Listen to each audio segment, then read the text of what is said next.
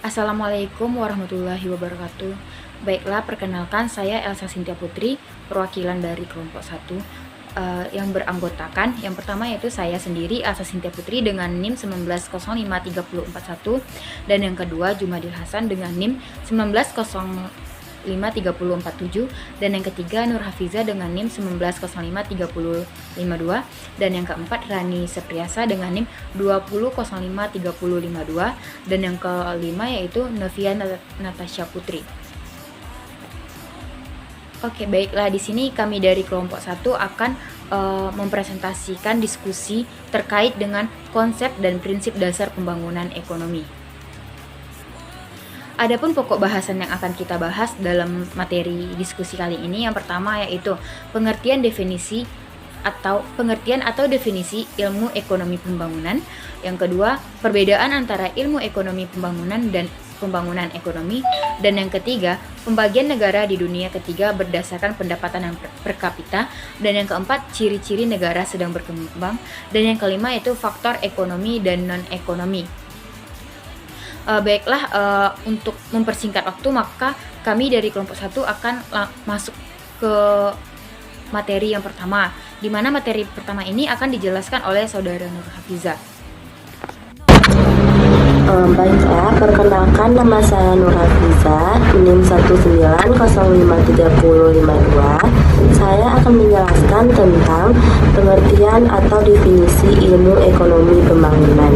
Ilmu ekonomi pembangunan atau secara ringkas disebut dengan ekonomi pembangunan berurusan dengan mekanisme ekonomi, sosial, dan institusional, baik di sekitar pemerintah maupun swasta.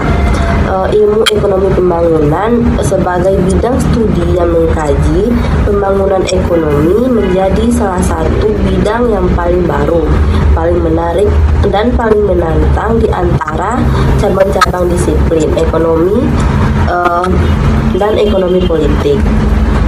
Fokus ekonomi pembangunan bukan hanya pada metode-metode peningkatan pertumbuhan ekonomi dan perubahan struktural, tetapi juga pada perbaikan potensial bagi populasi secara massal. Misalnya, melalui kesehatan dan pendidikan dan perbaikan kondisi lingkungan kerja, baik melalui jalur publik maupun swasta. Jadi, ekonomi pembangunan melibatkan kreasi teori-teori dan metode-metode yang membantu di dalam menentukan tipe kebijakan dan praktik dan dapat dilaksanakan pada tingkat domestik, lokal maupun internasional. Baiklah, selanjutnya pembahasan pada materi yang kedua yang saya sendiri akan menjelaskannya. Nah, pada materi yang B ini maka kita akan menjelaskan mengenai perbedaan antara ilmu ekonomi pembangunan dan pembangunan ekonomi.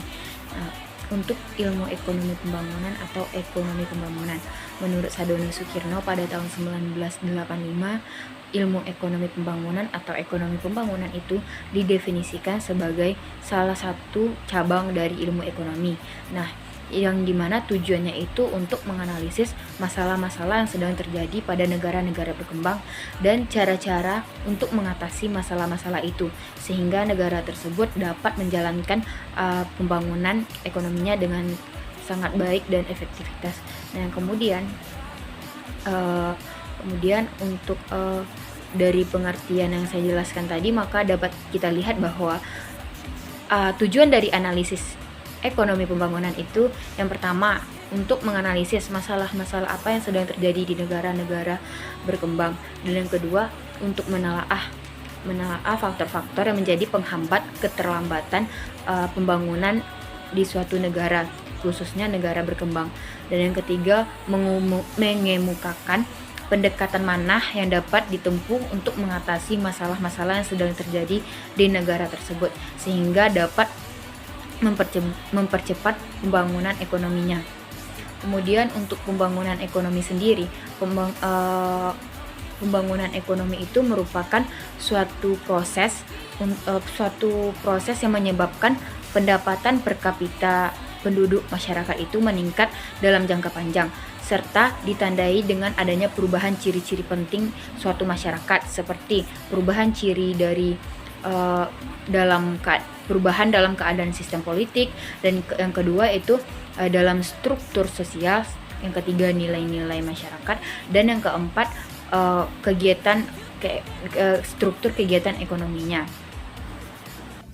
Berdasarkan pengertian pembangunan ekonomi tadi, maka dapat disimpulkan bahwa pembangunan ekonomi itu memiliki 4 sifat penting. Apa saja 4 sifat penting itu? Adalah yang pertama, suatu proses. Pembangunan ekonomi merupakan suatu proses, artinya pembangunan ekonomi itu berlangsung secara terus-menerus, bukan merupakan suatu kejadian yang sifatnya insidental. Dan yang kedua yaitu sifatnya usaha untuk meningkatkan pendapatan per kapita. Pembangunan ekonomi perlu dipandang sebagai kenaikan dalam pendapatan per kapita. Kenapa? Karena kenaikan itu merupakan suatu pencerminan dari timbulnya perbaikan kesejahteraan ekonomi masyarakat. Biasanya laju pembangunan ekonomi suatu negara itu ditunjukkan dengan pertambahan GNP dan GDP-nya. Dan yang ketiga sifatnya yaitu kenaikan pendapatan per kapita berlangsung dalam jangka waktu yang panjang. Hal ini bukan berarti bahwa pendapatan per kapita itu harus mengalami kenaikan secara terus-menerus, tetapi pada suatu waktu tertentu dapat turun. Misalnya pada saat terjadi pergolakan politik, kemunduran sektor ekspor yang menyebabkan kondisi ekonomi turun. Yang keempat yaitu kenaikan pendapatan per kapita yang dibarengi terjadinya perubahan teknologi atau kelembagaan. Nah, maksudnya dikatakan terjadi pembangunan ekonomi itu bukan saja berarti adanya peningkatan pendapatan per kapita, namun kenaikan pendapatan per kapita itu yang dibarengi dengan adanya terjadinya modernisasi. Nah, setelah dari pengertian ilmu ekonomi pembangunan dengan pembangunan ekonomi, maka sesendiri dapat diketahui bahwa antara ekonomi pembangunan dengan pembangunan ekonomi memang berbeda, di mana ekonomi pembangunan merupakan ilmu yang mempelajari tentang pembangunan ekonomi, sedangkan pembangunan ekonomi merupakan suatu proses yang menyebabkan pendapatan per kapita penduduk itu meningkat dalam jangka panjang disertai dengan adanya perubahan ciri-ciri yang penting dalam suatu masyarakat. Sekian penjelasan dari materi saya. Baiklah, saya akan melanjutkan materi tentang pembagian negara di dunia ketiga berdasarkan pendapatan per kapitanya. Yang pertama itu ada low income. Low income ini adalah negara-negara yang memiliki pendapatan per kapita yang sangat rendah. Maksud di sini pendapatan per kapitanya sekitar kurang dari 745 US dollar. Yang kedua itu ada middle income. Middle income ini adalah negara-negara yang memiliki pendapatan per kapita yang menengah. Pendapatan per kapitanya sekitar 745 US dollar sampai 3.125 US dollar. Yang ketiga itu adalah upper middle income, yaitu negara yang memiliki pendapatan per kapita menengah tinggi, itu sekitar pendapatan per kapitanya itu sekitar 3.125 sampai 9.655 US dollar. Yang keempat ada itu high income. High income ini adalah negara yang memiliki pendapatan per kapita yang sangat tinggi, yaitu negara yang memiliki pendapatan per kapita sekitar itu lebih dari 9.655 US dollar. Sekian, terima kasih. Ciri-ciri negara berkembang. Pertama, tingkat pendapatan per kapita yang rendah. Pendapatan per kapita ialah nilai rata-rata dari pendapatan penduduk suatu negara. Nah, untuk mencari pendapatan per kapita ini, kita bisa membagi pendapatan nasional dengan jumlah penduduk suatu negara tersebut. Yang kedua yaitu impor lebih besar daripada ekspor. Mereka belum sepenuhnya menguasai teknologi atau teknologinya ini masih dalam keterbatasan, sehingga ia masih perlu melakukan impor dari negara lain. Yang ketiga yaitu jumlah pengangguran yang sangat tinggi. Nah, negara berkembang ini ditandai dengan angka kelahiran yang tinggi, sehingga terjadi persaingan yang sangat ketat dalam dunia kerja. Alhasilnya negara tidak mampu menampung semua pengangguran itu karena lapangan pekerjaan yang tidak mencukupi. Yang keempat yaitu negara yang masih mengandalkan sektor primer. atau masih mengutamakan penghasilan mereka pada sektor pertanian atau pertambangan. Nah, berharapnya negara ini bisa beralih juga ke sektor perindustrian. Selanjutnya yaitu tingkat korupsi yang sangat tinggi. Nah, di negara berkembang ini tingkat korupsinya sangat tinggi sehingga posisinya ini yang kaya semakin kaya, yang miskin semakin miskin. Ini benar-benar nyata terjadi. Korupsi yang terjadi ini berpengaruh besar terhadap perekonomian negara. Contohnya, biaya yang seharusnya dikeluarkan untuk pembangunan ekonomi malah diambil secara pribadi atau diambil untuk kepentingan pribadi oleh orang-orang yang tidak bertanggung jawab. Selanjutnya yaitu ciri-ciri negara berkembang dari segi demografi. Ciri-ciri pertama yaitu tingginya laju pertumbuhan penduduk. Nah, hal ini berkaitan dengan ciri-ciri sebelumnya, yaitu tingginya angka pengangguran. Pertumbuhan penduduk ini tinggi karena angka kelahiran tidak sebanding dengan angka kematian. Terlebih lagi kurangnya sosialisasi keluarga berencana, sehingga hal ini memicu pertumbuhan penduduk yang tinggi. Yang kedua yaitu tingkat pendidikan yang rendah. Pendidikan yang rendah seringkali berkaitan dengan tingginya laju pertumbuhan penduduk. Tak heran kedua faktor tersebut mempengaruhi pendapatan per kapita sebuah negara. Ditambah lagi masih banyak orang tua yang belum sadar akan pentingnya pendidikan bagi anak-anaknya. Selanjutnya yaitu kurangnya atau minim dalam penguasaan teknologi. Nah, hal ini berkaitan dengan pendidikan seseorang tadi. Kenapa begitu? Contohnya zaman sekarang iptek sudah ada di sekolah-sekolah. Jika tidak sekolah, dari mana kita tahu tentang iptek? Namun di negara kita ini banyak masalah yang terjadi, sehingga pemerintah kurang fokus dalam mengembangkan minat masyarakat ataupun anak-anak dalam penguasaan iptek atau teknologi ini.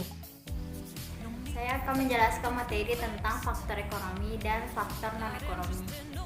Yang pertama, faktor ekonomi. Yang termasuk dalam faktor ekonomi yang pertama adalah sumber daya alam. Pada sumber daya alam atau tanah mencakup mengenai kesuburan tanah, letak susunannya dan kekayaan alam.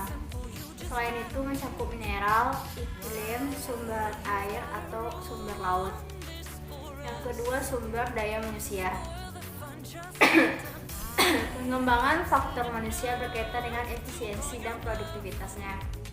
Jumlah penduduk yang melonjak cepat merupakan penghambat bagi pembangunan di negara berkembang. Untuk mendorong agar SDM dapat bekerja secara efisien dan maksimal, maka diperlukan pembentukan modal insani, yaitu proses peningkatan ilmu pengetahuan, keterampilan, dan kemampuan seluruh penduduk yang bersangkutan. Yang ketiga, modal. Modal berarti persediaan faktor produksi yang secara fisik dapat direproduksi. Apabila stok modal naik dalam waktu tertentu, maka disebut akumulasi modal atau pembentukan modal. Yang keempat, kewirausahaan. Kemampuan seorang usaha dalam menggunakan sumber daya yang ada, baik sumber daya alam atau sumber daya manusia. Kejelian dalam melihat peluang pasar dan menggunakan sumber daya. Yang kelima, teknologi. Perubahan teknologi dianggap faktor paling penting di dalam proses pertumbuhan ekonomi. Perubahan tersebut berkaitan dengan perubahan di dalam metode produksi sebagai hasil pembaruan atau teknik penelitian baru.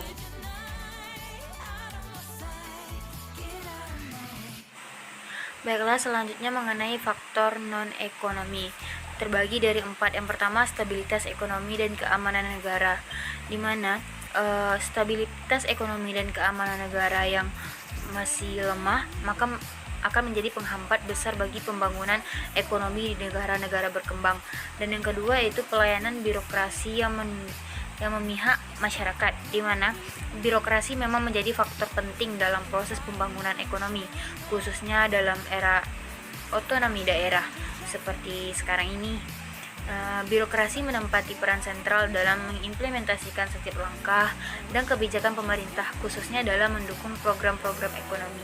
Yang ketiga, etos kerja, dan yang keempat adalah kondisi sosial masyarakat.